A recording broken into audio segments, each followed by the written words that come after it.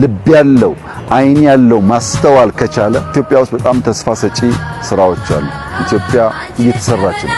በሁሉም መስክ ኢትዮጵያ በስራ ላይ ትሰራለች። ፈተናዎች፣ ችግሮች ሁሉ ወደ እድል በመቀየር ኢትዮጵያን የማጽናት፣ ኢትዮጵያን የመስራት፣ ኢትዮጵያን የማቆም ጉዳይ ታስቦበት እየተከወነ ነው ያለው። ፈጣሪም በብዙ እየረዳን ነው። መከናወን ሆኖልናል። መከናወን ሰጥቶናል። የነካነው የጀመርነው ሁሉ ያልቃል። የነካነው የጀመርነው ሁሉ አምሮበት አብቦ ያልቃል። እንግዲህ ትውልድ ይህንን ዘመን የሥራ ዘመን፣ የመነሳት ዘመን፣ የመንቃት ዘመን አድርጎ ደግሞ የሚያወሳበት ጊዜ ይመጣል። እኛ በጣም ደስተኞች ነን። የጀመረ ኢትዮጵያ እየተሰራች ነው ያለችው። ይህ ጉዳይ ይቀጥላል። ትብብር፣ መደማመጥ፣ ማስተዋል፣ በሙሉ ልቦና ማየት፣ አርቆ ማየት፣ ኢማጂን ማድረግ ያስፈልጋል። በዚያና በእውነት ላይ ስንመሰረት መከናወን ከላይ ተሰጠ ይሆናል ማለት ነው።